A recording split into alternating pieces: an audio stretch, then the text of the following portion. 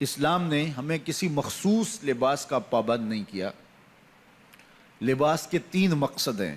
پردہ پوش ہو، دوسرا مقصد لباس کا موسمی اثرات سے اپنے آپ کو بچانا، اور وہ گرمی سردی مختلف علاقوں اور ان کے موسمی حالات کے مطابق میں مختلف علاقوں کے لوگ اپنا لباس اختیار کریں گے۔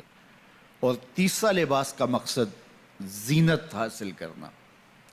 موسمی اثرات سے بچنے کے لیے ستر عورت کے لیے لباس پہنا جاتا ہے، تو اس لباس کو زینت سے بھی مزین کر لیا جائے تو کوئی حرج نہیں ہے۔ خوبصورت لباس ہو اور آپ کے جسم کی ساخت اور ڈیل ڈول کے مطابق ہو اور آپ کے علاقے اور کلچر کے مطابق ہو، اس میں کوئی حرج نہیں ہے۔ لیکن حج کا ایک ایسا موقع آتا ہے جہاں سارے لباس اتر جاتے ہیں اور 2 سفید کپڑوں میں، اور وہ بھی ان سلے، حجاج کرام ملبوس ہوتے ہیں۔ لباس بھی ایک، لبوں پہ تلبیہ اور صدائے دل نواز بھی ایک، لبیک اللہم لبیک لبیک لا شریک لک لبیک ان الحمد والنعمت لک والملک لا شریک لک۔ ایک ہی صدائے دل نواز اور ایک ہی لباس اور ایک ہی طرح کے مناسک سارے ادا کر رہے ہوتے ہیں۔ امیر ہو، غریب ہو، گورا ہو، کالا ہو، ایک ہی آواز اور ایک ہی صدائے دل نواز اور ایک ہی لباس اور ایک ہی رب کے بندے ہو کے فرزندان توحید جس انداز سے اپنے رب کے حضور حاضر ہوتے ہیں، تو یہ انسانی مساوات کا ایک بہترین عملی نمونہ ہوتا ہے۔ حج عالم اسلام کا سالانہ عالمی اجتماع ہے۔ ہمیں اللہ نے اہل اسلام کو یہ نظم دیا ہے کہ محلے کی سطح پر 5 گانا نماز کا اجتماع ہے۔ ہم محلے کی مسجد میں روزانہ 5 اوقات میں جمع ہوتے ہیں، ایک دوسرے کے دکھ سکھ معلوم ہوتے ہیں۔ کوئی نمازی مس ہو تو ہمیں تشویش ہوتی ہے کہ وہ خیر سے تو ہے، کیا مسئلہ ہے۔ تو ایک اچھی معاشرت کی تشکیل کے لیے مسجد ایک بنیادی یونٹ ہے۔ تو مسجد سے ہمارا سلسلہ شروع ہوتا ہے، یہ محلے کی سطح پہ ہے۔ علاقے کی سطح پہ جمعۃ المبارک کا اجتماع ہے۔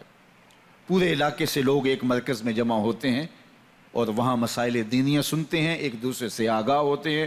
مختلف علاقوں کے لوگ وہاں ایک دوسرے سے ملاقات کرتے ہیں۔ اسی طرح سالانہ اجتماع ہمارے 2 عیدین کے ہیں، جو کہ مسلمانوں کا ایک اکٹھ پورے شہر کی سطح پہ ہوتا ہے اور بہت بڑا بوہ کثیر مسرت کا اظہار بھی کرتا ہے اور ایک دوسرے سے ملتا ہے۔ اور ہمارا عالمی اجتماع حج ہے۔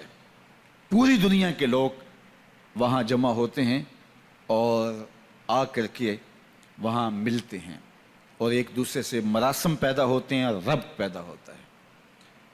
یہاں 5 گانا نماز میں ہم ایک دوسرے سے تعارف بھی کرتے ہیں اور اللہ کی بندگی اجتماعی طور پہ بجا لاتے ہیں۔ اسی طرح جمعۃ المبارک کے موقع پر اجتماع کا سائز بڑا ہو گیا تو ساتھ خطبہ بھی شامل کر دیا۔